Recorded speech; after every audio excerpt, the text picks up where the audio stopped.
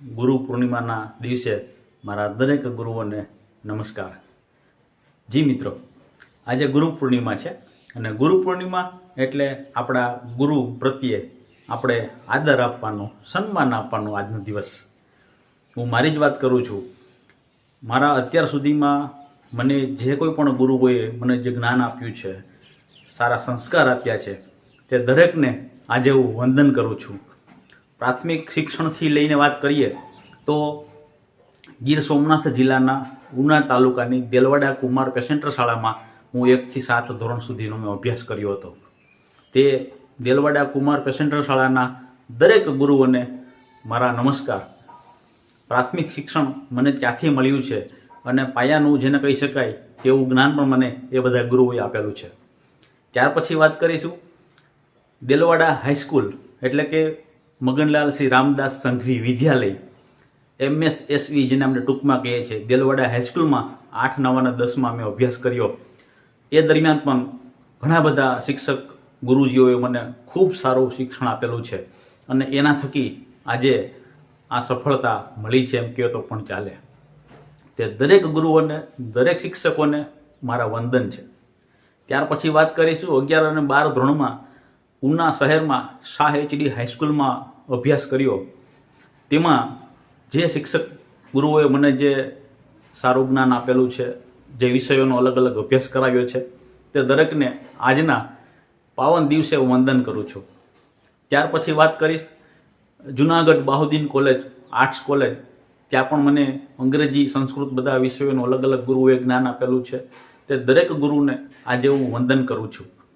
અને છેલ્લે કે જેના થકી આજે હું પ્રાથમિક શિક્ષક બની ગયો છું અને એક શિક્ષક તરીકે હું સમાજમાં સેવા આપી રહ્યો છું એવું માંગરોળ સરકારી પુરુષ અધ્યાપન મંદિર માંગરોળ, ત્યાંના 2 વર્ષના અભ્યાસક્રમમાં અલગ અલગ શિક્ષક મિત્રોએ, ગુરુજીઓએ મને ખરેખર જે પાયાનું જ્ઞાન આપેલું છે તે જ્ઞાન આજે મને ખૂબ જ ઉપયોગી થાય છે।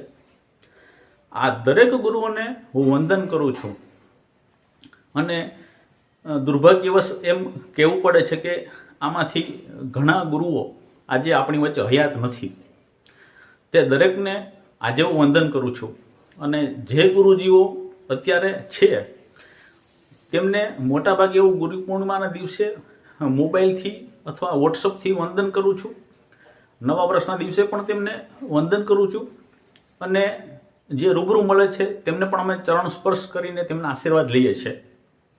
મિત્રો, આ જે કાંઈ પણ વાત કરું છું તે આ જેટલી સંસ્થાઓના નામ મેં બોલેલા છે તેમાં જો તમે અભ્યાસ કર્યો હોય તો તમે પણ તમારા ગુરુઓને આજે યાદ કરજો અને તેમને વંદન કરજો। આ દરેક સંસ્થાઓના દરેક શિક્ષકોએ મને જે જ્ઞાન આપેલું છે તે દરેકના નામ તો અત્યારે સમયના ભાવે નથી લઈ શકતો, પણ એટલું જરૂર કહીશ કે એ વખતે માત્ર ચોક અને ડસ્ટર અને વધીને ફક્ત નકશા અથવા ચાર્ટ હતા, છતાં પણ દરેક શિક્ષક મિત્રોએ ખૂબ સારું જ્ઞાન આપેલું છે।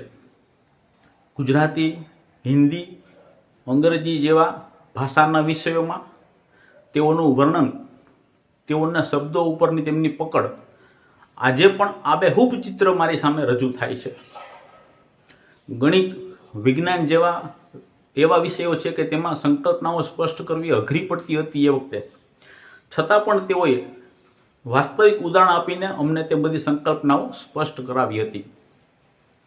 સમાજ વિદ્યા જેવા વિષયમાં આપણે દુનિયામાં બીજે ક્યાંય ફરવા ગયા નથી, છતાં પણ તેમણે માત્ર પોતાની વાતથી અને પોતાની શૈલીથી અમારી સામે દુનિયાના દરેક ખંડનું વાતાવરણ ઊભું કરી દીધું હતું।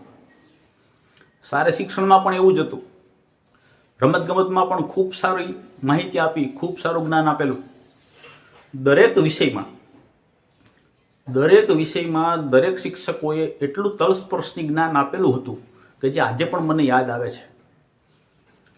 તેમનો સ્વભાવ, તેમની બોલવાની છટા ખૂબ સરસ હતી અને એ સિવાય પણ ઘણા બધા શિક્ષક મિત્રો એવા છે કે જેમની પાસે હું અભ્યાસ નથી કર્યો પણ કલા ઉત્સવ છે, યુવક મહોત્સવ છે, પછી કોઈ જાહેર કાર્યક્રમમાં તેમની સાથે સંપર્કમાં આવેલા હોય તેવા ઘણા શિક્ષક મિત્રો તરફથી પણ મને ખૂબ જ ઘણું બધું જ્ઞાન મળ્યું છે, જાણવા મળ્યું છે।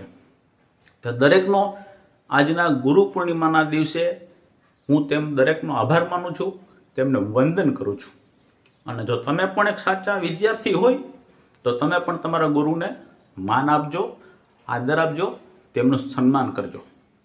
માતા પિતા, ગુરુજી અને આપણા ઈષ્ટદેવ એ દરેકને આપણે ક્યારેય ભૂલવા ન જોઈએ અને તેમના પ્રત્યે માન અને આદર રાખવું જોઈએ. આ વિડીયો જો તમને સારો લાગ્યો હોય તો તમે પણ આ જે દેલવાડા ઉના, જુનાગઢ, માંગરોળની સંસ્થાઓના જે હું નામ બોલ્યો છું તેમને પણ તમે મોકલી શકો છો.